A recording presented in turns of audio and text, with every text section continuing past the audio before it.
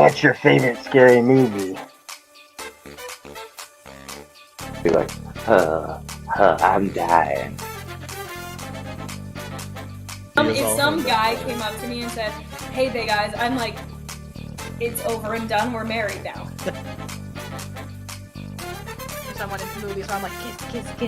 But oh God, what a sea of humanity. Welcome in, everybody. It's 52/1994, your live movie conversation podcast, where we dive deep into the movies of 1994. I am your host, Cody, and I'm thrilled to be joined by my fantastic co-host this week, Joseph.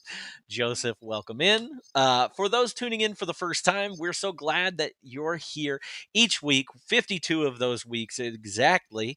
We explore a different film from 1994, whether it's a classic hit or a quirky gem.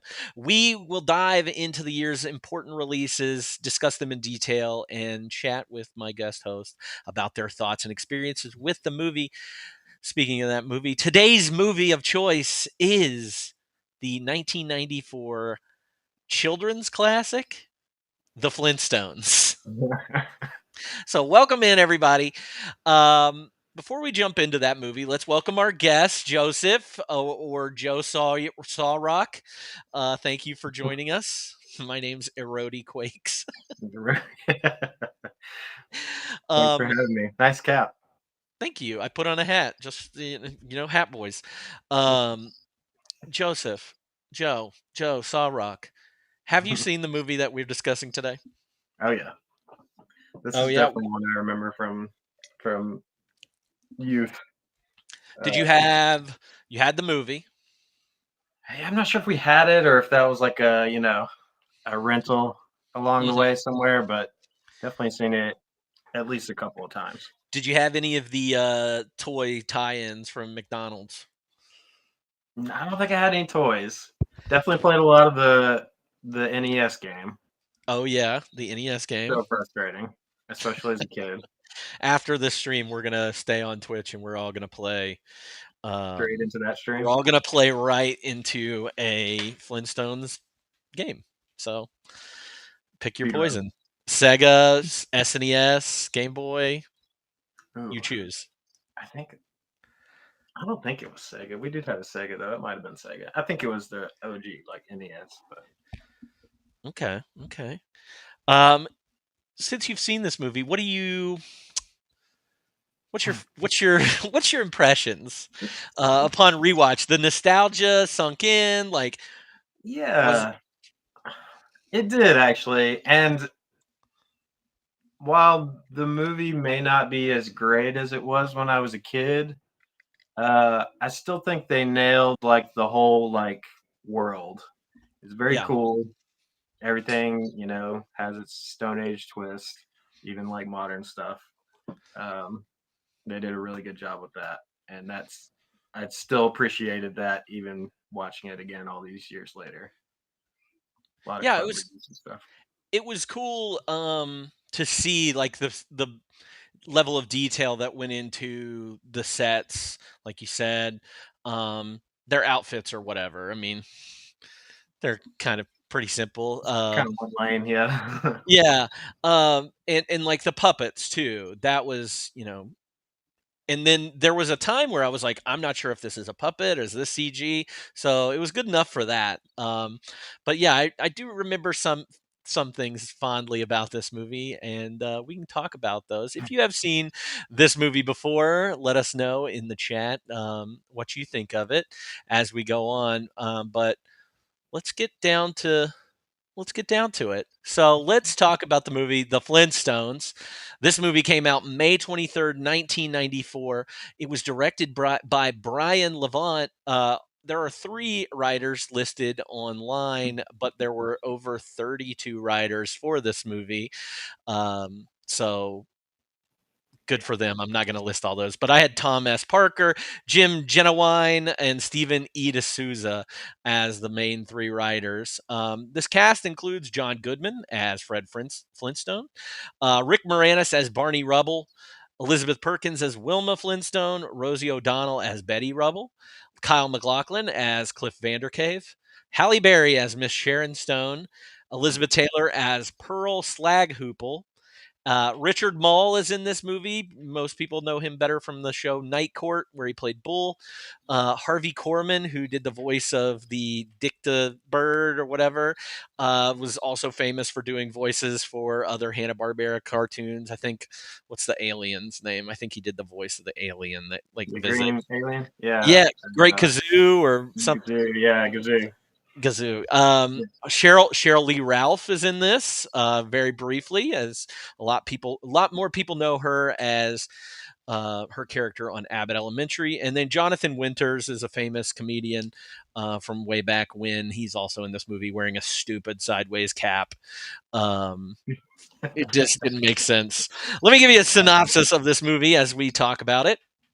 Big-hearted, dim-witted factory worker Fred Flintstone lends money to his friend Barney Rubble so that he can adopt a baby. As thanks, Barney swaps his IQ test for Fred's during an executive search program. After getting promoted, however, Fred becomes embroiled in the dastardly scheming of his boss Cliff Vandercave, who enlists his secretary Sharon Stone to seduce Fred, angering Fred's wife, Wilma.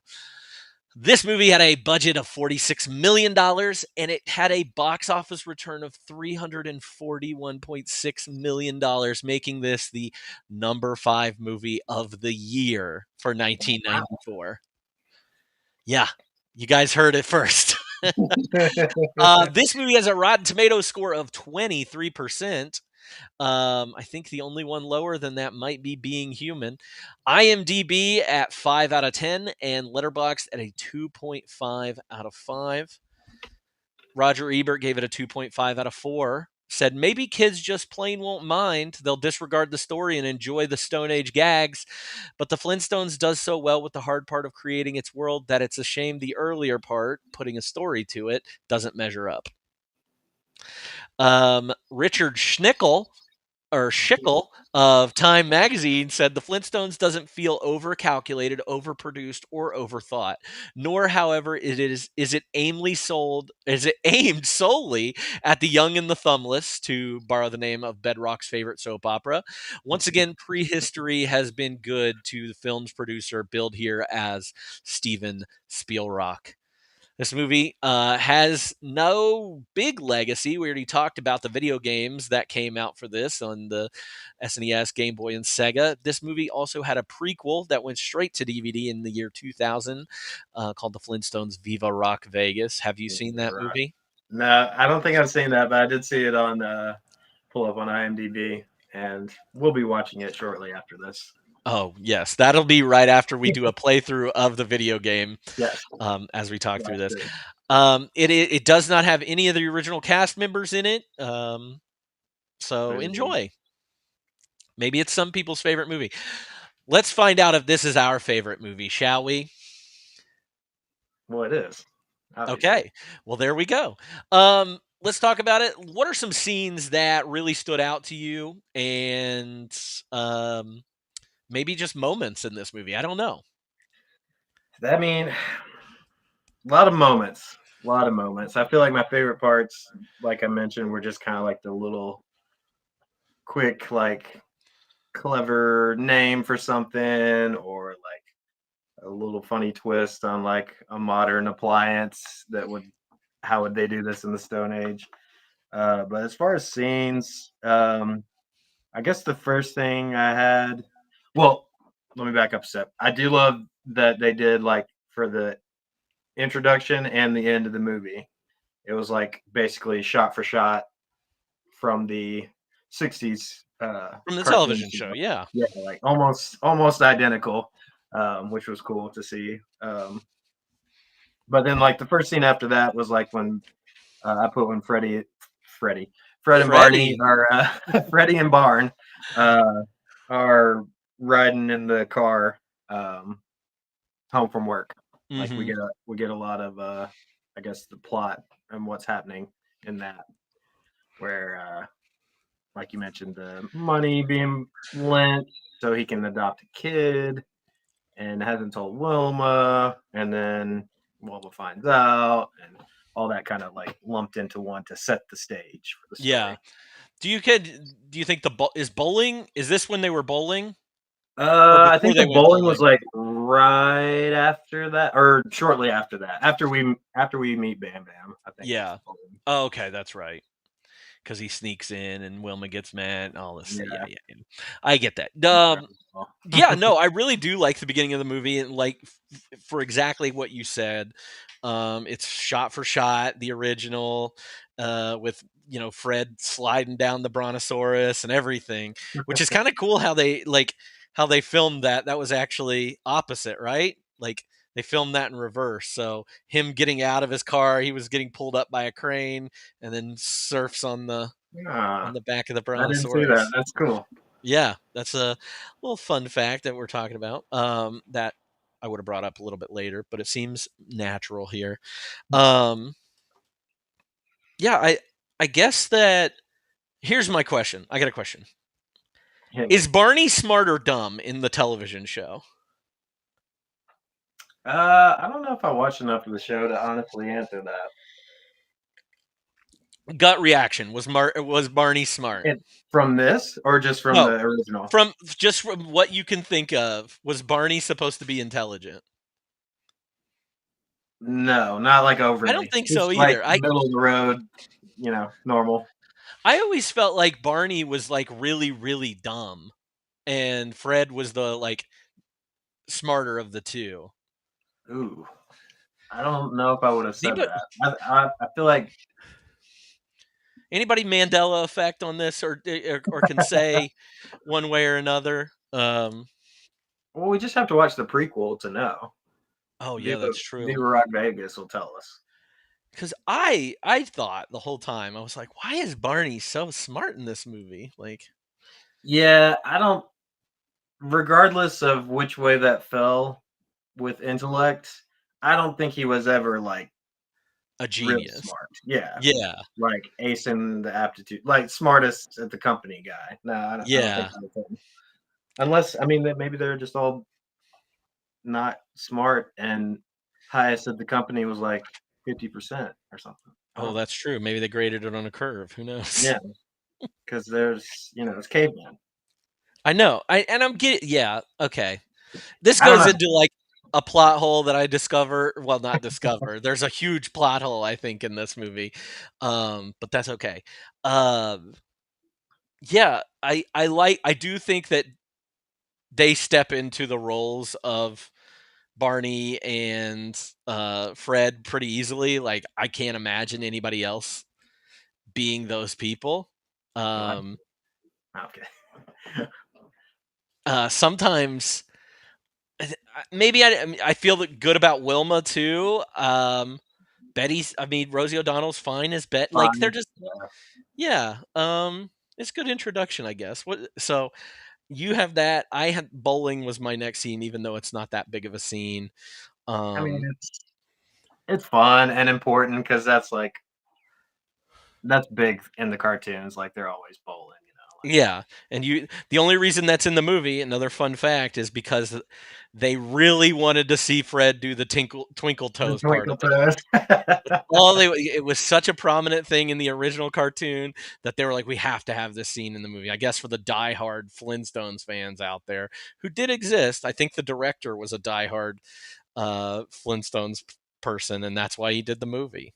But um, Be interested to meet one of those people one day. a Flintstones person, maybe Yeah, I should become one. you think? Just get a bunch of memorabilia, get really into it, know like every episode ever.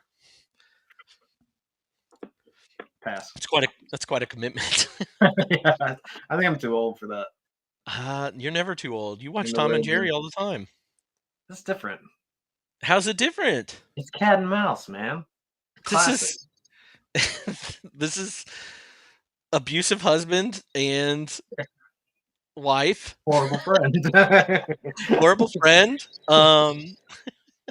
What's your I don't know what to say about any of these scenes because they're just Yeah, scenes. it's Um, a lot of fast snippets in this. I do remember very vividly from the bowling scene, like they showed him letting go of the ball, and that thing was going straight So into the gutter. yeah, it was wide right. And then when they cut back to the lane, it's like in the middle. I was like, okay.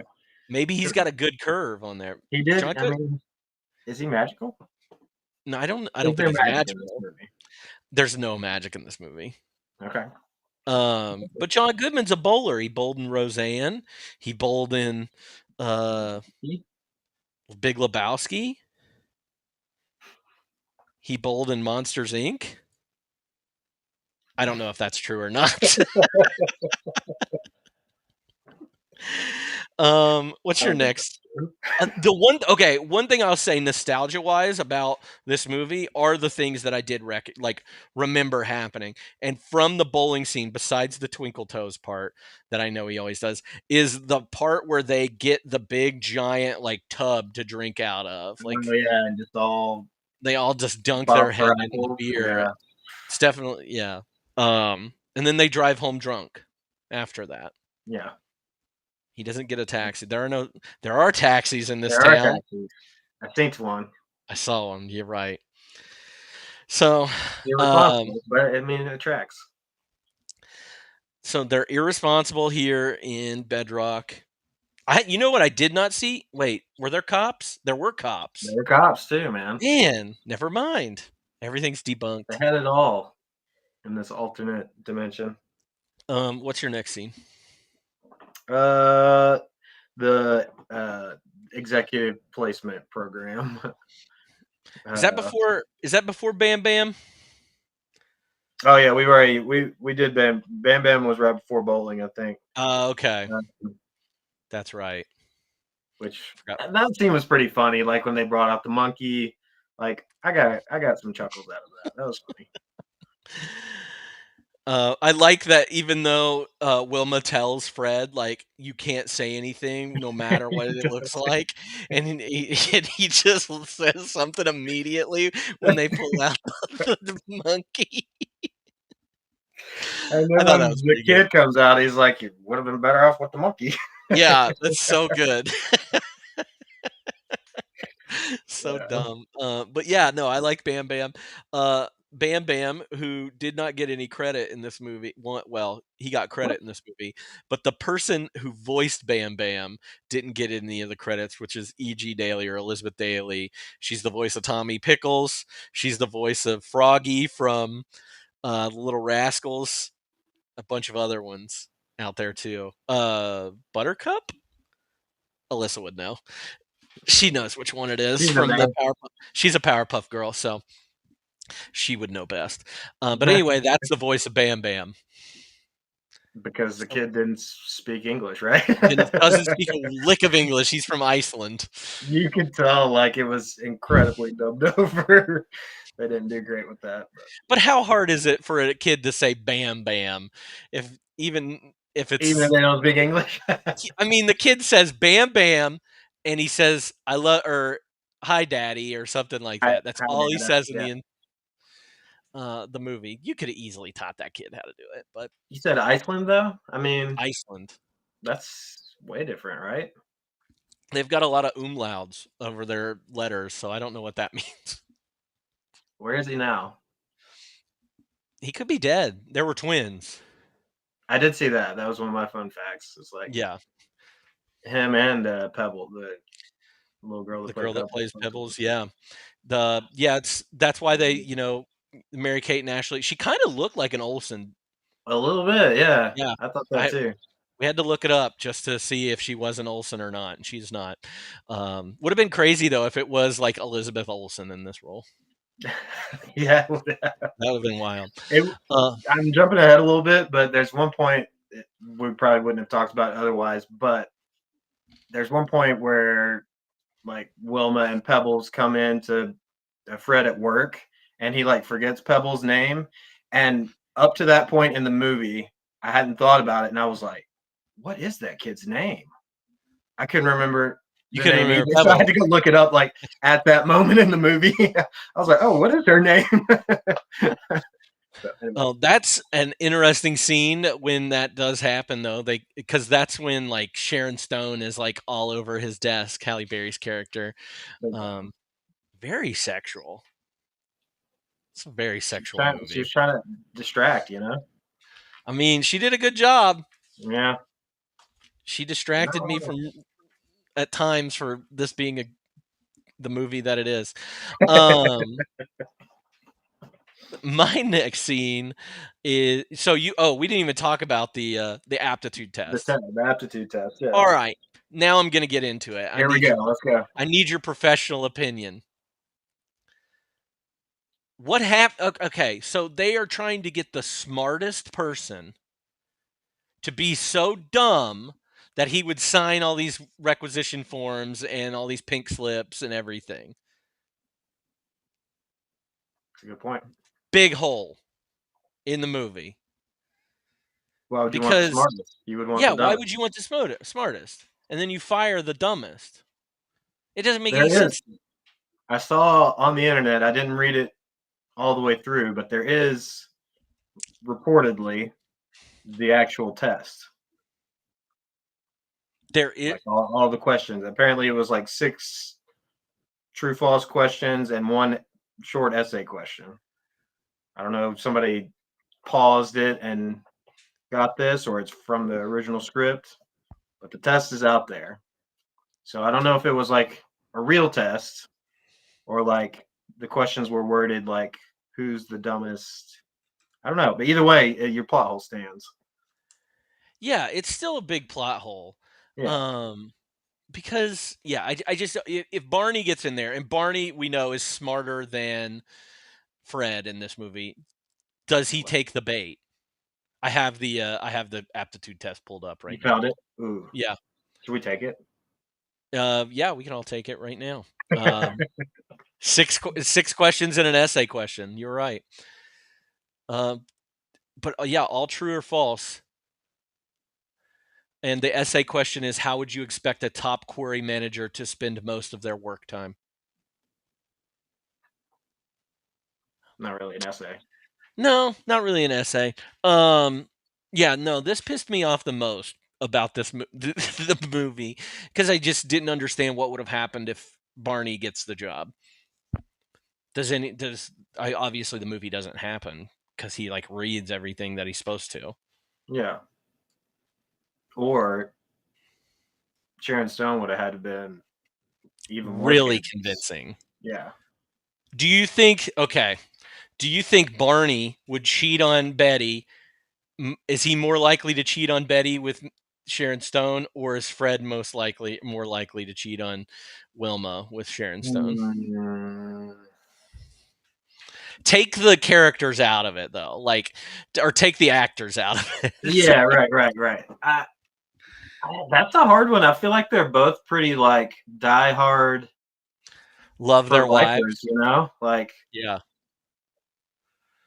I do think Fred is probably the most likely to cheat. I think Fred maybe by a little bit, just because him and Wilma seem to fight more.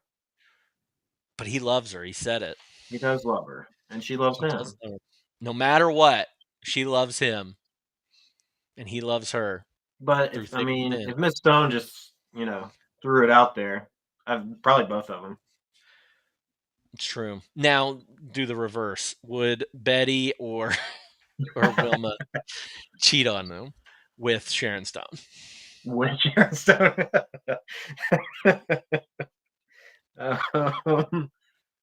Inconclusive. Inconclusive evidence. I agree. Yeah. Aptitude test.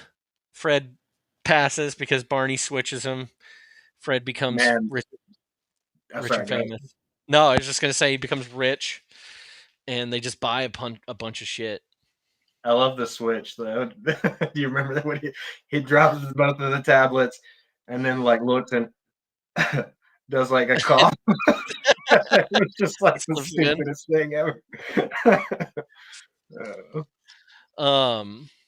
Yeah, so I didn't have anything between that aptitude test and them like basically breaking up at the Cavern on the Green. Yeah, that was my next big scene too. I don't know if there's anything like really important in there. Oh, yeah, Yeah, that's true. From cheetah skin to zebra skin. I did like the That zebra with the red tie. it looks That was good. good. That was good. He looked slick. I liked Wilma's dress that she had on. The black one or the Yeah, the OG? black one. The Oh black yeah, one with the whatever, the fans. The neck on it. yeah. Looked good. Looked good, yeah. You don't think he would have thrown any money Barney's way? Like, As he's getting this, yeah, he just gave him money for a kid. He fired him. Don't you think he'd be like, "Hey, I'll help you on your mortgage till you find money changed him, man. money?" I mean, yeah. That's the moral. It turned him into somebody he turned him into a somebody that he didn't like. It's important. It's what happens when you want to be a somebody. So, lesson learned here, folks. I mean, The that's it. only We can end it so here. no, I'll bring this up later. Anything else in between there in Cavern on the Green? I don't think so. We had a surprise birthday party. We had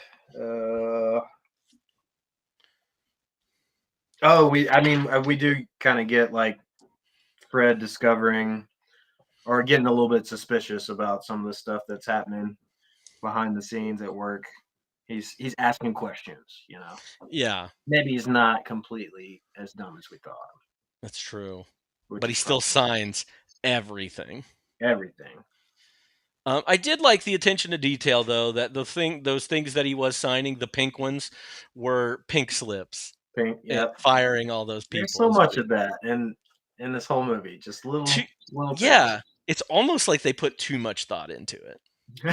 And Too then they much had care. too many writers for the story. 32.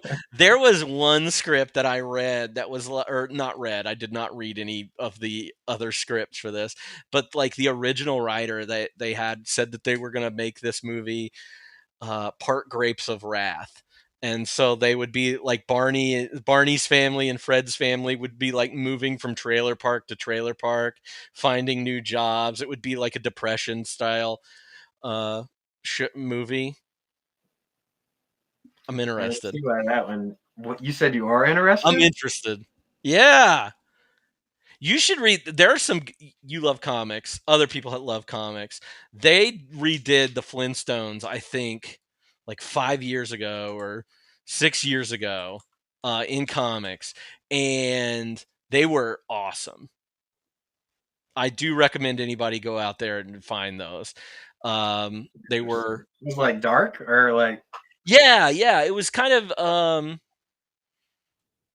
Yeah, it's kind of darker, but still maintains the whole Flintstone vibe. I don't know how many of them they made. They might have only made 6 issues, but no, it looks like they've made a bunch of them. But it was really good. I remember reading those, so I recommend those. That's the kind of Flintstones that I would have liked. so you're the Flintstones super fan that I've been waiting Yeah, to secretly. yes, we can talk about it off stream about how I love the Flintstones so much.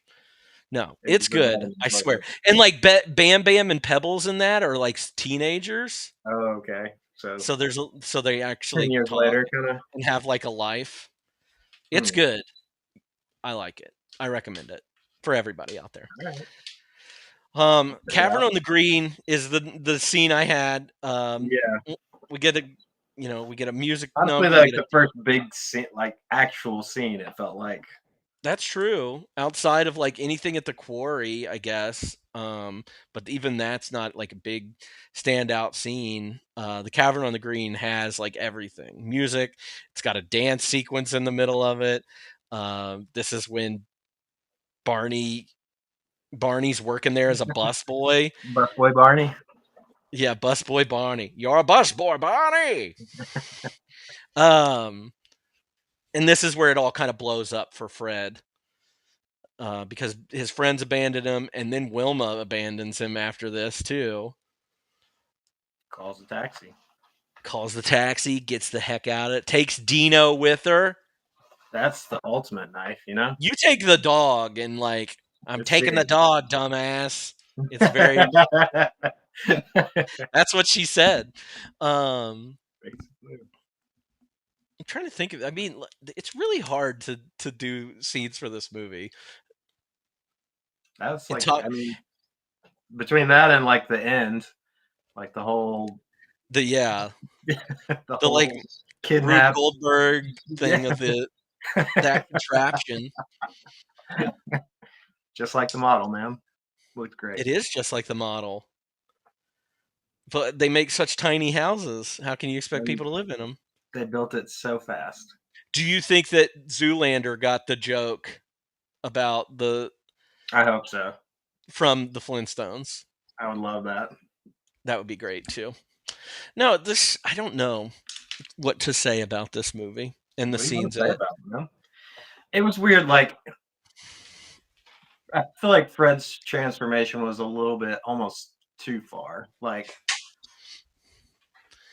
he literally said that he would rather walk around in his house in his underwear After 20 years of friendship, versus like staying friends with them after 20 years, which is like, okay, a little extreme. that's a little too far. It does feel great. Like, I get that.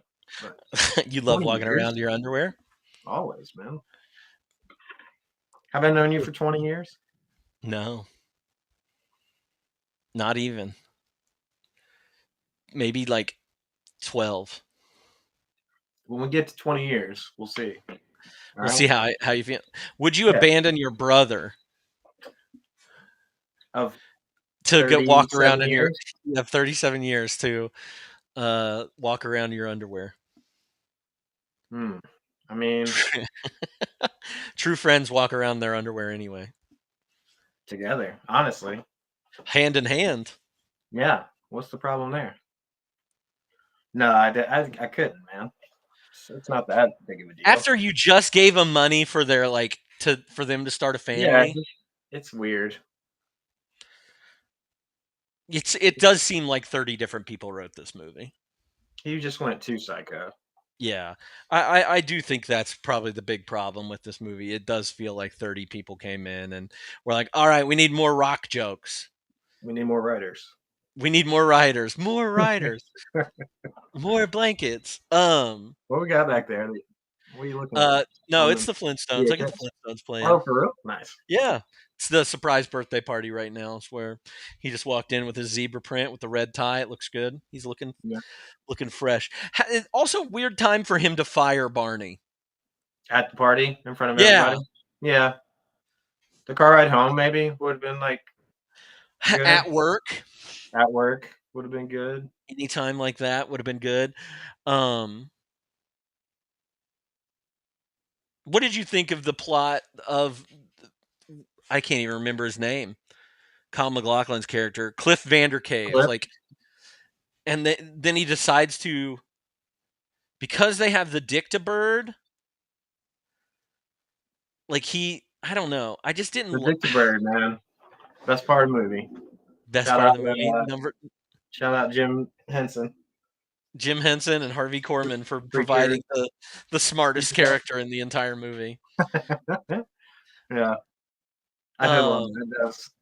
He was good. He was good. Some of my best laughs, and it kind of had like a Skeksis face. Oh yeah, he did look like that. Yeah. From the Dark Crystal. Yeah. I was vibing with it. Yeah. No, I thought they did. I thought the puppets in this were great. Like the pig, what is that? The garbage disposal? No. Is that a mastodon? I think that's a mastodon. No. The mastodon? The sink? Garbage disposal. I'm thinking shower. Sorry. Yeah. No, the shower is like just a mastodon. That's the mastodon. Right? Okay, my bad. Yeah, like the sink or whatever. Yeah. The pig that turns him in. And the squealer. You squealer. I don't remember those animals being able to talk. Like really talk. They were always breaking the fourth wall. I guess that's true. But I mean, in the TV show they were. I didn't remember in the movie when he's like Flintstone, like he's squealing it as a pig. But I wouldn't have even probably caught it had I not had the subtitles on. So Yeah. no, the ending was a typical ending. You had this big like factory setting where the kids are going to get crushed and made into a house, and just everything had to do the right. I don't know. The gun was hilarious to me. Yeah, the His little little like multi slingshot slingshots. looking thing. Um, so the kids would have been fine if the machinery wouldn't have like gone haywire, right? Because it was only It was only hitting like above, right? hitting like 10 feet up, but then when Yeah, it like went crazy, it started. Yeah, yes, it started chopping. so it's Fred's fault. Well, yeah, and then to save them, you blow the whole thing up while they're still there. Exactly, So. but you make concrete out of it, and that's how we end this movie with the And that's creation of how concrete. concrete. This was really just how was concrete invented? It's an hour and a half documentary about how concrete came to be and how this is about the Industrial Revolution and Steam. Yeah, it's steam powered conveyor belt. yeah. And this movie's also very pro union too, because Fred negotiating at the end to make sure that they get 2 weeks off, they get bonuses, everything. He's very much a union boss by the end of this movie. So good for Fred. This movie's about the Industrial Revolution. It's about the creation of concrete, and it's about unions. Basically, history. History And should nothing be about on friendship. History Channel. This should be. You're right. All right, let's get out of here. Let's get out of this then. Who's your favorite character in this movie, or is there somebody that steals the show? The Dictabird. The Dictabird? Yeah. That's for me. I really didn't have anybody that like stood out to me as like really crushing it. I said Halle Berry kind of steals the show as Sharon Stone. Is this her first movie? I don't know. I hope Or so. first major movie, maybe. No, I thought she did a really good. Like, I mean, obviously she does what she's supposed to do in this movie, but Yeah, and that's just be hot. She's just hot, and that's what she's supposed to be. She got a little bit of like inner turmoil. You kind of see a couple of flashes of that where she's like, "Oh, Fred's just a good guy. We shouldn't do this to him. We should call it all off." Like, She's weak. but yeah, not a lot of depth there. No, not a lot. Agree on Halle. You're just yes. I'd say exactly it. Like she pops on the screen and you're just like, what are you doing in this McDonald's sponsored freaking movie? Rock Donald's, and by you I mean me. Yes. I know that's the only reason I said she was hot is because you said she was hot too. So I do think this is one of her first movies, like major movies that she's in with like big speaking roles. So welcome Halle Berry to welcome. Favorite quotes that stood out to you? Oh yeah, I got a couple. Not a ton. Oh yeah, I forgot about that. She blew out the dollar signs when she was smoking, or when he was smoking, or I don't remember. There was dollar signs though. That was cool. Yeah. Let's see. Man, I've only got 4, and 2 of them are Dictabird. What'd you call me?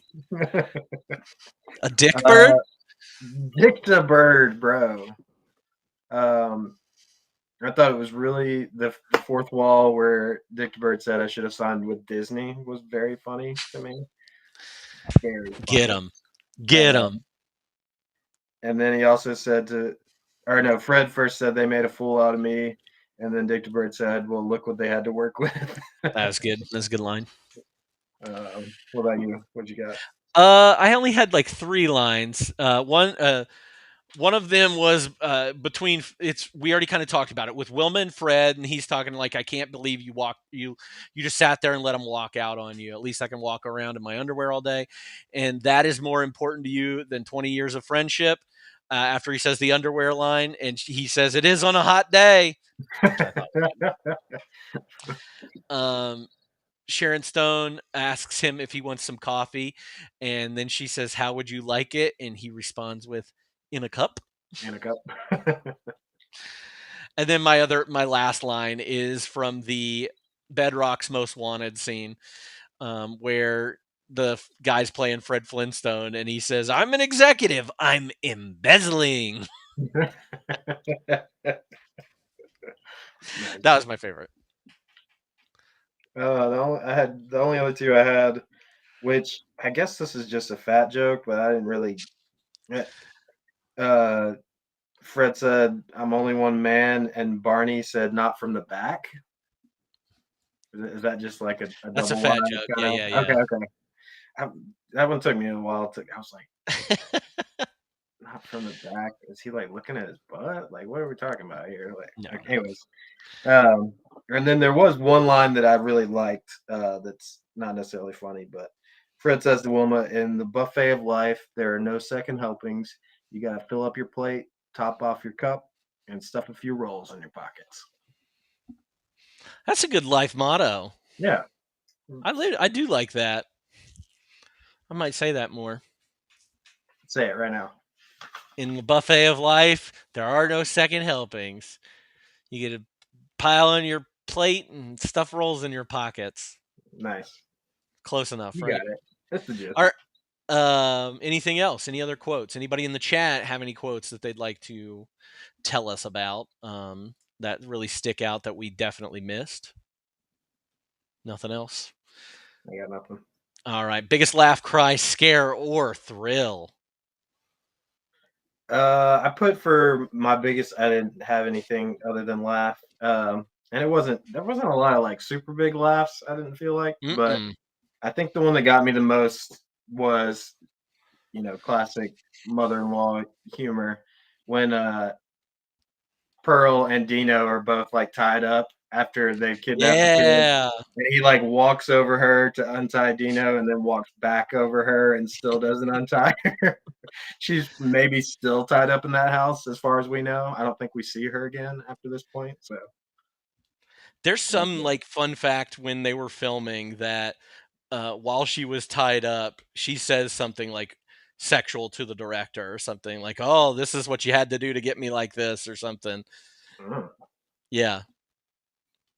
And then he also like stepped on her hand at one point and on accident, and he was like super sorry about it. I mean, this is Elizabeth freaking Taylor, like one of the biggest celebrities of all time, and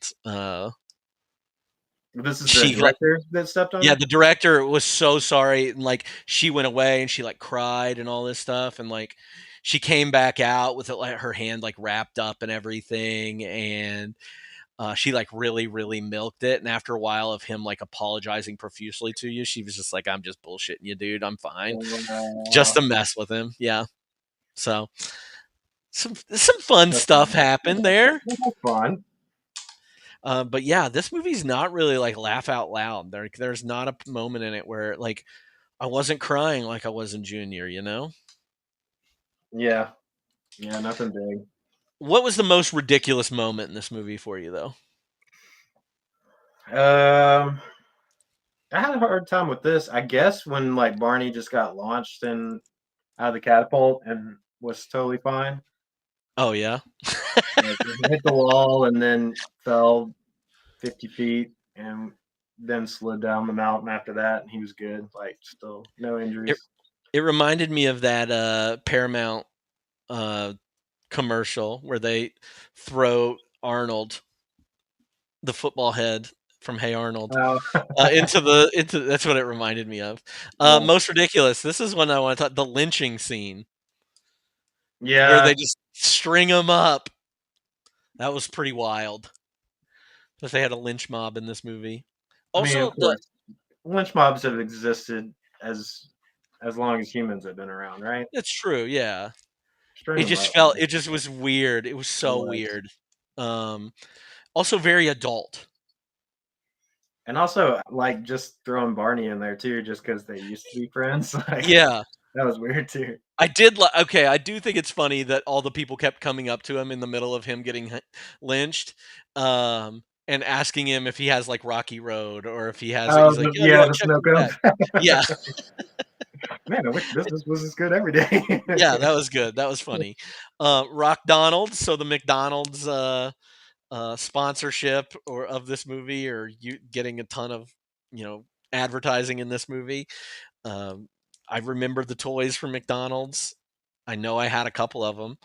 The sex in this movie, like I feel like there were so many like sexual lines in this movie, or just instances, Yeah, that I thought was just really weird. For like, I don't know who this movie's for. I guess you're talking about even with though, Sharon Stone, or yeah. yeah, Um, I mean, I guess kids' movies can be for adults too. That's what makes like movies like Pixar movies so good, and like stuff that it has stuff in them for adults to watch too. Or like SpongeBob has really adult content in it, but kids never notice. And like, I guess on this rewatch of this movie, I just noticed all the adult things a lot more, and I hated them. And I wish I was a kid and I could like just think that the rock puns were funny, and that's it. but now you got Halle Berry, man. Yeah. What more could I say? Yeah. What else do you need, man? Sharon Stone. Sharon Stone. All right. Which was your favorite music moment in this movie?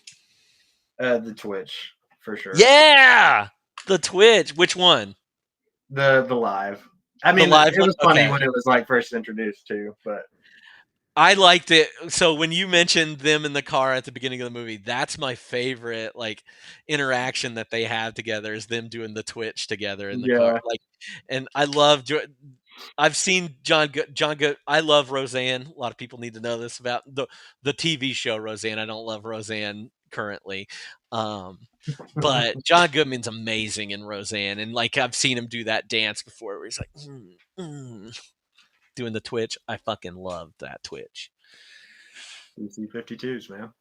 The BC-52s, the B-52s, as the in their cameo appearance.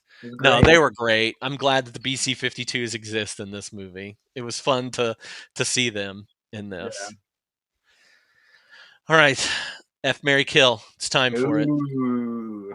It's an All right. easy one. It's another Is easy it? one. Is it? We'll see. I keep doing easy ones. All right, Betty, Wilma, Sharon Stone. Oh, yeah, I guess that is kind of easy. It is easy. Yeah. Mary, Wilma, kill Betty, F Sharon Stone. Yeah, that's really the only right. I would be curious to see if everybody in chat agrees with that as well. But yeah, that's the correct answer. Is you definitely F Sharon Stone, marry Wilma. Wilma's ride or die. Big time. I mean, Betty is too, but that laugh, I couldn't. Yes, it is the laugh. They kind of both do it too.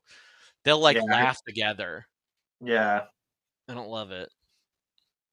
If I could fix their laugh, I would. That is an easy one. Yeah, that was. All right. Fred, Barney, and what's his face? Cliff. Yeah. I mean, it's kind of a similar setup where you've got two ride or dies and one that you just can't marry because they're untrustworthy. But he's the best looking one out of the bunch. And but he's going to be he's a statue now too. You got to think about that. Can we get Barney with Slate's glasses? Is it the glasses that do it for you? It was weird Hold on. without glasses. Do I need to take my glasses off? Kill Fred. Wow. Kill Fred, marry Barney, F Cliff. I think that's me too. Yeah. Fred is way Impul- worse than too Barney. impulsive for me. Yeah, He makes too many rash decisions. I'm not a Fred Flintstone guy in this yeah, scenario. I love John Goodman though, but it's the character, not the yeah, person. yeah. I think that's the right answer too. That one was pretty easy too. That is easy. All right, who gave the he would be done fast. um, they all get me rock hard. Ayo. Hey, Rock jokes, puns, rock rock, jokes, rock rock jokes, jokes. rock jokes, rock jokes. All right, who gave the best performance in this movie? My phone might be dying. Oh no, I think oh, is it overheating? It might be overheating. always overheating. That's okay. Just blow on it. All right, chat. We lost him. That's okay. But who do you think gave the best performance in this movie? I don't know. Like, I feel like everybody is fine in this movie.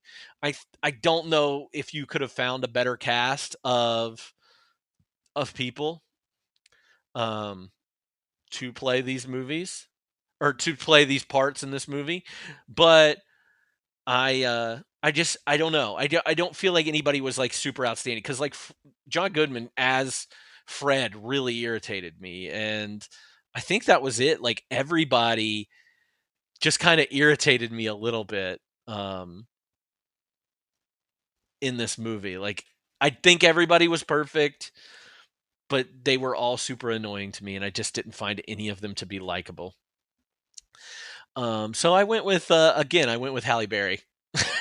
I almost put down Wilma. Honestly, um, I almost put down what's her name, Elizabeth Perkins, because I did feel like she captured Wilma really well from what I could remember from the television show. Yeah, the character of Fred kind of sucks. And so, like, seeing my favorite lovable on-screen father play Fred as a guy who kind of sucks, kind of sucked for me to watching this. So I just went with Halle Berry because that's what you know. That's I felt like she did the best. And then look at her; she has a career now after this. So good for her. All right, so we're gonna move ahead into the actor who plays Barney, though. Yeah, uh, Rick Moranis. I feel like we were, not robbed because he took time for himself and his family and his kids after like the mid '90s to take care of them because of his wife's passing. But I wish we would have gotten more Rick Moranis in our life. He's just wonderful. So let's do a 94 recast after talking about how great all of these characters are in all these movies. So somebody just brought up Honey, I Shrunk the Kids. That's quintessential Rick Moranis movie. I also think of him in Ghostbusters. I think his character in the first Ghostbusters is incredible. He's awesome. Uh, I love Rick Moranis. Also, Little Shop of Horrors, which is one of my favorite musicals of all time. So he's great to me. Definitely great. So if we're doing a 94 recast or a 2024 recast, please put any ideas in the chat if you do have any for either one of these. Who could have played these roles a little bit better? A couple of people that were up for the roles, though, like Janine Turner, who was up for the role of Betty in this. If you don't know who Janine Turner is, she's probably most known from the movie Cliffhanger, which we watched last year. And she's also O'Connell, plays the character of O'Connell in the television show Northern Exposure. She's great. I think she would have been a good Betty. She has the look for it. I don't know if she could do the little giggle or whatever, but yeah, she's great. And then Gina Davis, honestly, was a name that popped up that I was like, oh yeah, she could have been Wilma really easily. I think about Gina Davis in A League of Their Own. Specifically, she's got the red hair. I think she would have been perfect for it. So honestly, I think they kind of nailed Barney and Fred. I don't know if anybody else could have been that. Danny DeVito was actually up for the role, was the first choice for Barney, but he turned it down. He said he was too gruff Like he plays too gruff of people to play Barney, and Barney needed to be a little bit more earnest. So that's why they went with the second choice, which was Rick Moranis. So um, now I did a 2024 casting. I don't think it's any good at all, but I'll go with it. Shane Gillis, who is very controversial, but I could see him as a Fred Flintstone guy. Lily Collins. I did think about Lily Collins for Betty. I had Karen Gillan as my Wilma. And then I had Beck Bennett, who's from Saturday Night Live, most notably as Barney. And then Mae Whitman, who plays Anne on Arrested Development.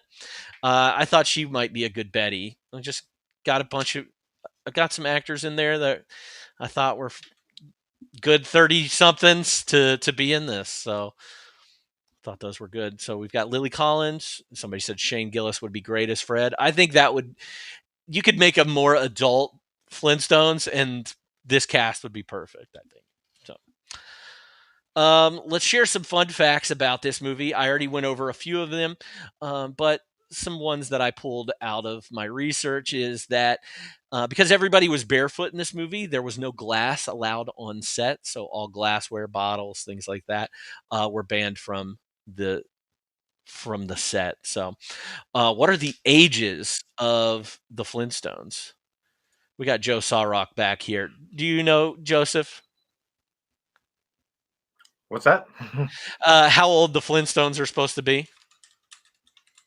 Oh, good question. I was trying to figure that out. Are you talking about recasting?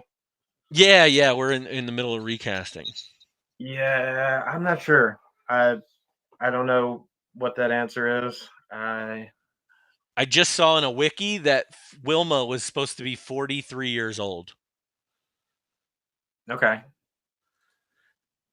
So I mean, they're Yeah, probably all in that age, right?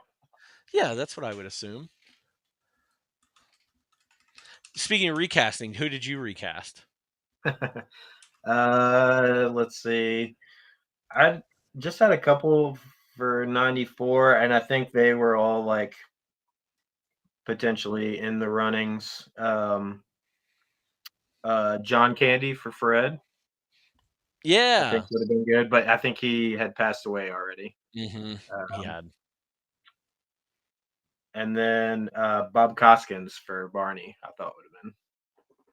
Although his demeanor is kind of more Fred-like, but Yeah, I talked about Danny DeVito. He was the yeah, first yeah, choice to be Barney, but he kind of fits that like Hoskins thing too. Like very gruff, would have been yeah. a better Fred than If anybody. yeah, Did you cast 2024? yeah, I had a couple. The four main. I just I know this wouldn't work out at this point in 2024 because I think they're past the age we would want to have, maybe. But it did have like a very like Will Ferrell, John C. Riley like would work well Oh, combo for that Fred and Barney. works. Who's Um, Fred and who's Barney? I think John C. Riley would be Barney, Yeah, and then yeah, Will Ferrell would be Fred. I Yeah, think that I I think think that's that's right. yeah. I think the cartoon voice for Barney is kind of like weird too. It almost reminded me of John C. Riley's voice a little bit, Yeah. but that wasn't what I actually put down for Fred and Barney was John Cena for Fred Okay. and Owen Wilson for Barney. Well, why don't we could just do if we did Owen Wilson, let's just put Ben Stiller in the Fred role. Oh yeah, he's too short though. He is too short. He's gotta be big. Um, and John then Cena would for be hilarious. yeah, I think John Cena. He's got that like weird humor about him, and he's very loud. So I think What's your that's what I'm favorite looking John at. Cena role? Favorite John Cena role? Yeah, what have you seen him in that you liked him the best? The uh, with the villain group. I'm drawing a blank on the name. Oh, Suicide Squad. Thank you. Peacemaker. Good grief. Yeah, Peacemaker. I thought he was Yeah. really good. Yeah. Have you ever seen the movie Blockers? I never saw it. Blockers is pretty funny, and he's pretty funny in that movie. That's probably my favorite. Trainwreck, that's a good one. I know we're a little off topic, but why not? It's the Why not? Flintstones. Who'd you cast for Wilma and Betty? Wilma, I had Laura Linney, Okay. and for Betty, I put Jennifer Garner. You cast like very funny for Fred and Barney, and went very serious on Yeah, Wilma and Betty. I think You could Jennifer. almost make this. You could make it like a Kevin can F himself. Yeah, you could. I like that. I'm just rewriting. Taking I whatever. did try to cast off the voices. That's a little bit. That's how I came up with those people. But Did you hear mine? no, I didn't. What was yours? I said Shane Gillis for Fred. Love it. I think that's kind of great for him. That would be great. Beck Bennett, if you know who Beck Bennett is for Barney, he was on Saturday Night Live. Karen Gillan for Wilma. Oh, nice. Yeah, I thought she'd be fun. And then the girl that plays Anne on Arrested Development, Mae Whitman. I put her as Betty. Oh, okay. Yeah, she's in a lot of other things other than Arrested Development, but you said that because I would know her from that. Yeah. I was on my I was on my fun facts when you came back. Oh yeah, fun facts. So what I missed? What was fun? You didn't miss anything. Live action of the Flintstones had been in development for years, and if John Goodman did not say yes to this movie, the movie would not have been made. I love that. Yeah. One thing I did see is they refer to Fred in this movie as Flagstone. I didn't know this, but the original show was called The Flagstones for the first 6 years. What? That it was on TV. It was The Flagstones, not The Flintstones. So for 6 years? I think either 6 or 4. Can't remember. That's crazy. One of the only ways that they got Elizabeth Taylor back onto the big screen after 6 years of being in a movie. She had not been in a movie for 6 years. And then after this movie was not in another movie again till her death. But proceeds from the movie had to go to her AIDS foundation. So she was in this very silly movie that raised a lot of money for her. I was about to say it raised a lot of money. Yeah, she did really good. 5. Yeah. Yeah. We already said 35 writers worked on this film. I think I said 32 earlier. And this movie actually surpassed The Fugitive as the highest grossing film based on a television series. Huh. So I forget that about The Fugitive. Yeah, that it was a TV show. Yeah, a lot of those. Anything that you did in any research that maybe I missed? Let's see. We talked about quite a few. Dick the Bird being the same as the Gazoo. I also about along the lines of voices. I think Mel Blanc, who's credited for Dino, who was already dead at the time, so they just used actual voice clips from the show. From the show, that was cool that they credited him, though. Yeah, still credited him. We already talked about puppets mostly, but shout out Jim Henson Creature Shop for killing it. I think they only had 12 weeks. Did you think that the CG on Dino was really good?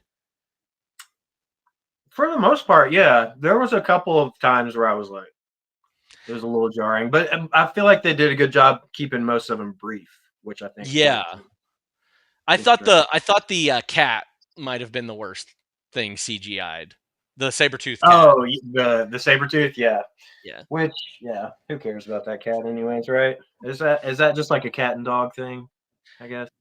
Yeah. Cats go outside, dogs stay in the house.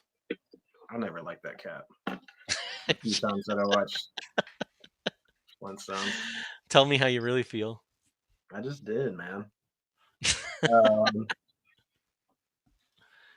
they banned glassware from the set since they I were did say barefoot that all the one. That was time. one of them. Okay.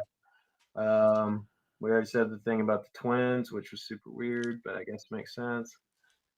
And Chat says the set was like 15 houses and a downtown setup. It was an impressive set. yeah, that was the best thing about the movie for sure. The set and production design. Yeah, I think that's all for me. I know you don't like Razzies, but that was how I discovered it had so many writers. Because I saw They the all got Razzie nominated. for That was worst pretty funny. screenplay, and it was just a list of 30 people. It's like, whoa. That's pretty funny. I'll give them that. Yeah. Yeah, no, it's We got a couple other ones in the chat here. let's see. They shot the McDonald's commercials on the set. Makes sense with them building an entire Rock Donald's there. It's number one on Memorial Day weekend releases for a long time. I wonder what eventually beat it. Memorial Day.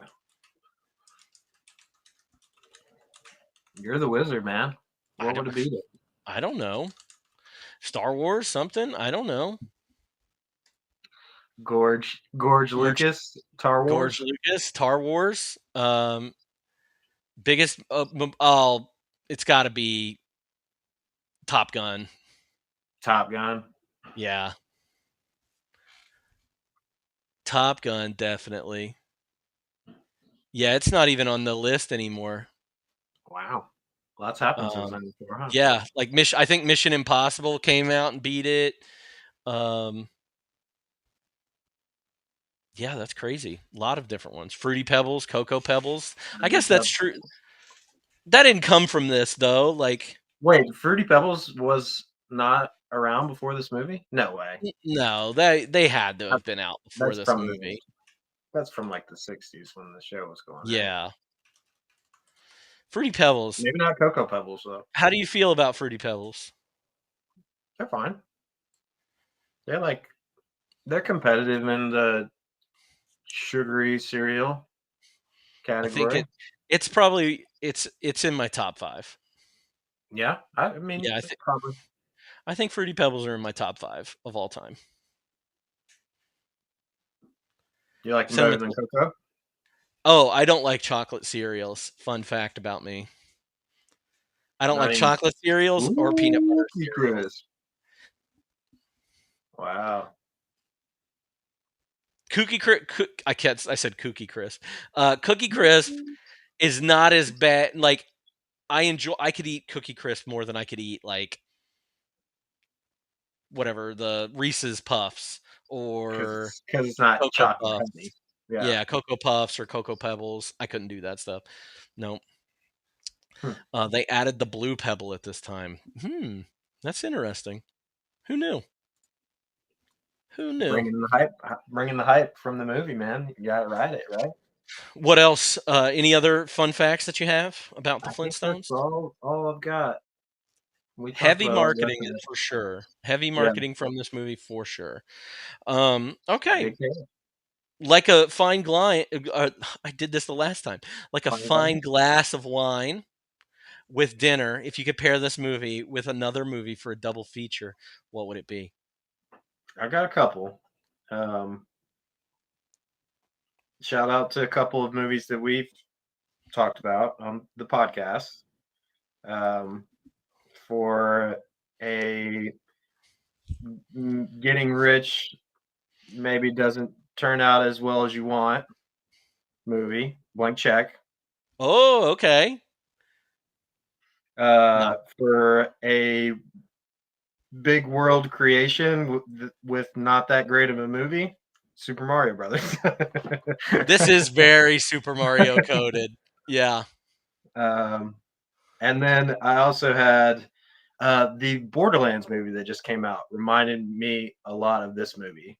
Okay. Just like you've got the pieces, you've got good casting, but there's no story and it's just boring. Yeah. So go see the Borderlands movie if you haven't, because You that's sold me on a it. good sales pitch. Yeah.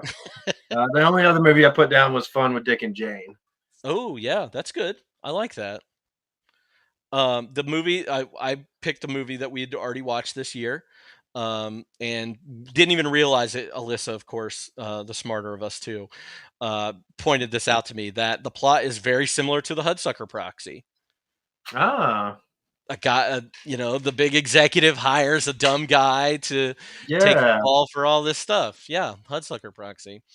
And then the only other one I put was a much better version of this movie. Maybe not with like production design. I mean, no, there's some good production design in this movie too. Scooby Doo, the I knew Scooby you Doo were gonna. movie. I knew. I almost put Scooby Doo on my list, but I knew you were gonna say it, so I didn't. Yeah, no, Scooby Doo, a favorite of mine. I love Scooby Doo so much. Great casting too. Is Dino better CG or Scooby? I see. That's what I said. I when I was watching this last night, I was like, Dino looks better than Scooby Doo does at times, and there's like a 7 year difference in those movies in CG. Mm. Dino was impressive, but maybe because Scooby's like not smooth, I get, or like he's a mammal, like The bird? cat. Yeah. The cat was really hard. Like that was the first time they had put a mammal CGI'd on screen was in this movie. I forgot that fun fact. Oh wow. Yeah.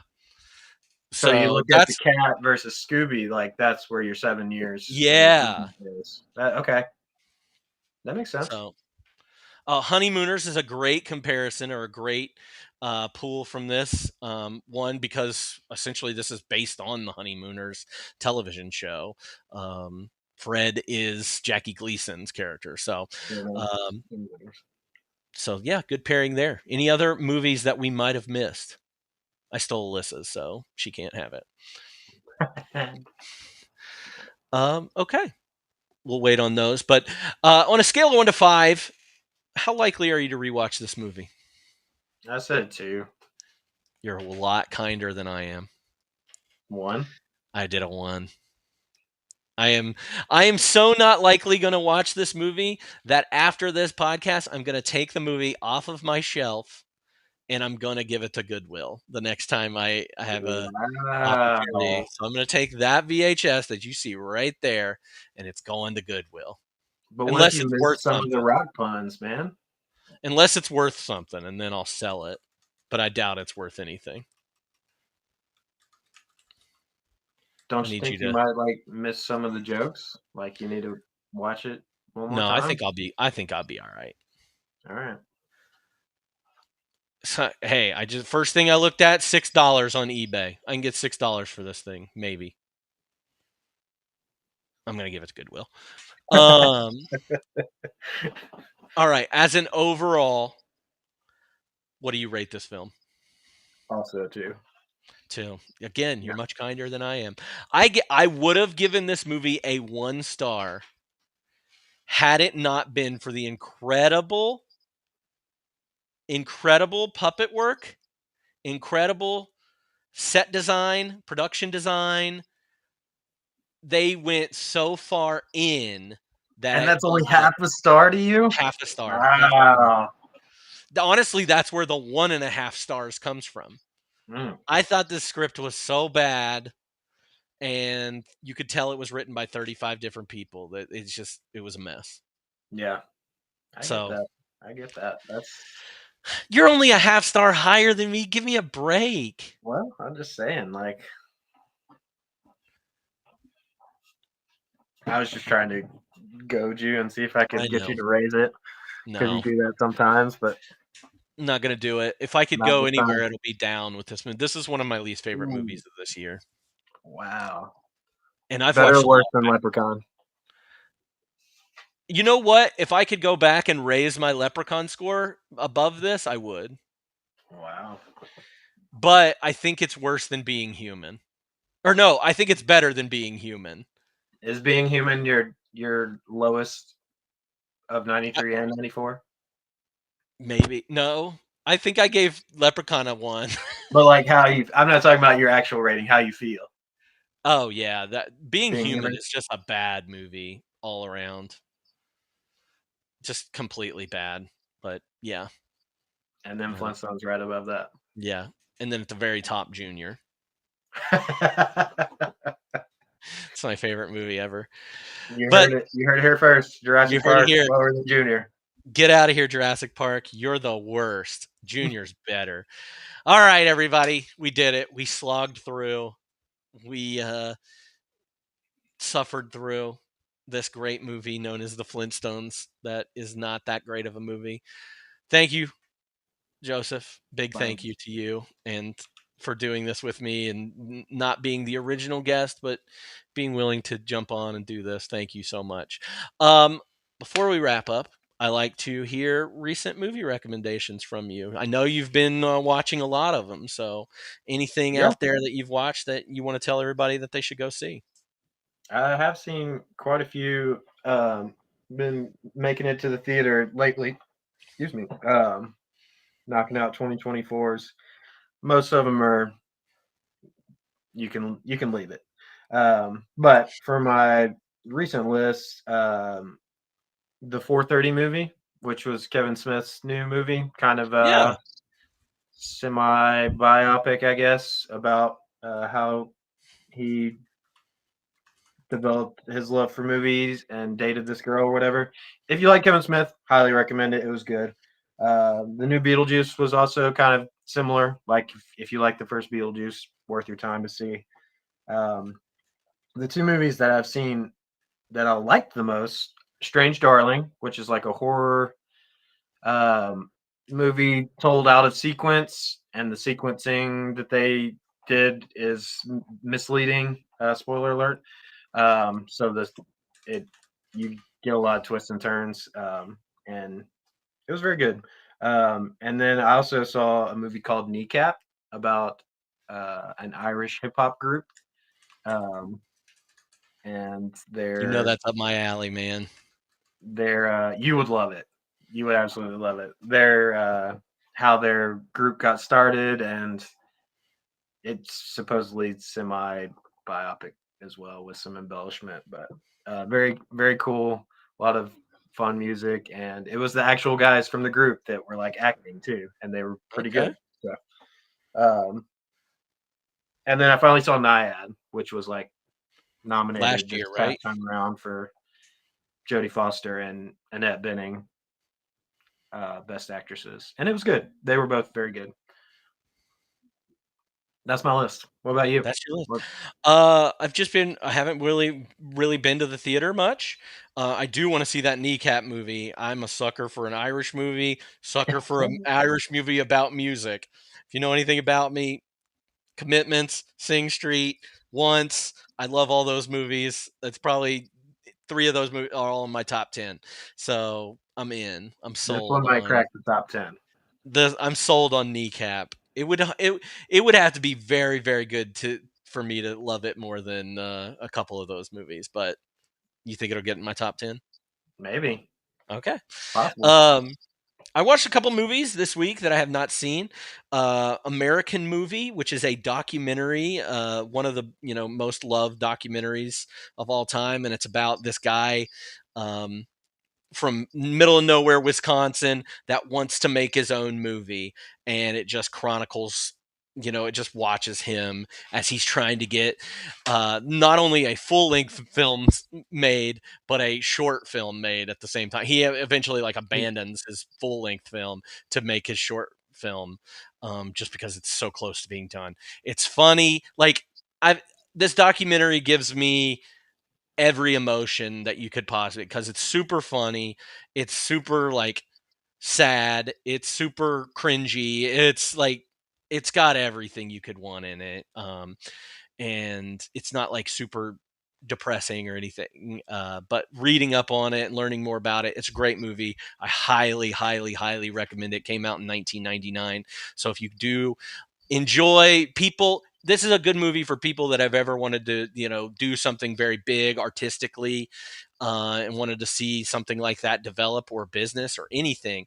If you have any dreams, you should watch this movie. American movie. It's on a ton of lists out there for one of the best movies. So do check that out.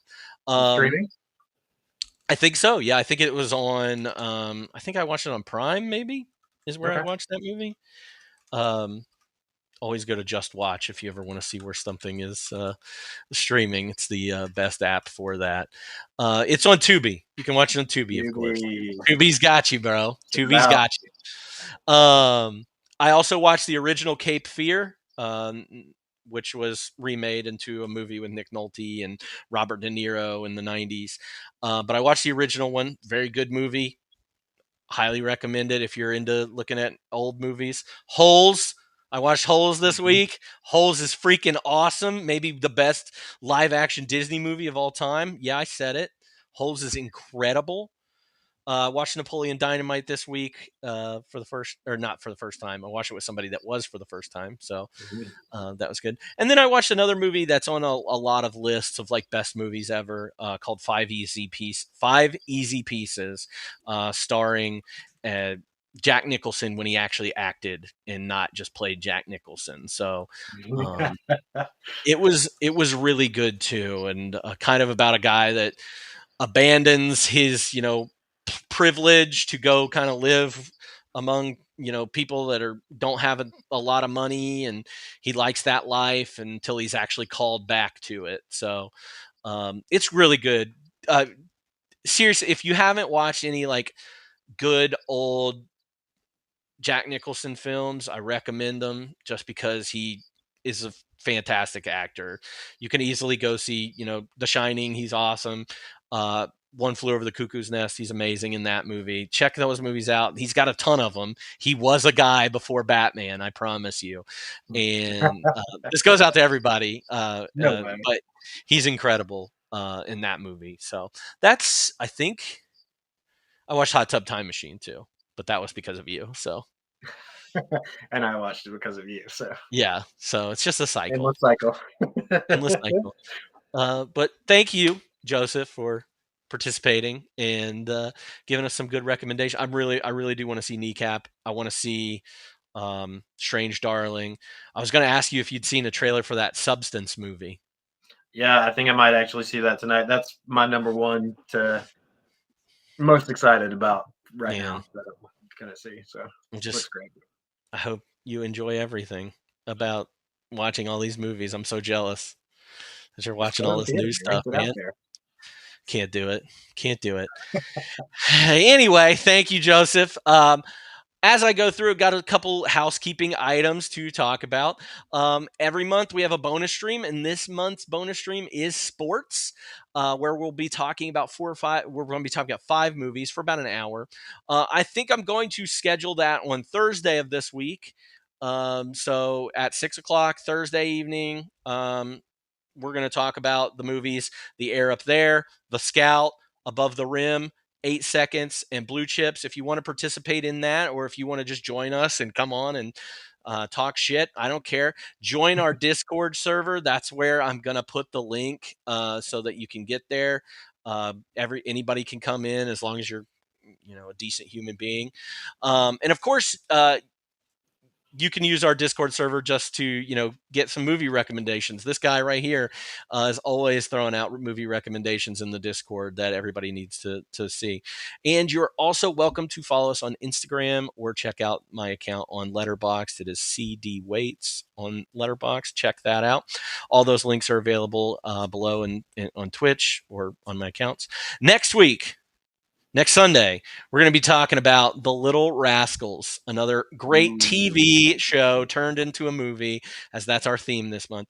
It is streaming currently on Netflix. If you don't have Netflix, like I didn't for a long time, it's on Peacock as well, or anywhere that you can watch movies. Or if you have the VHS or DVD, just pop it in and say, I'm watching Little Rascals tonight. So I look forward to that. But other than that, thank you all so much for tuning in. Thank you for your subscriptions. Thank you for follows. Anything that you all have done, thank you so much. We'll see you next time here on 52/1994. Peace out.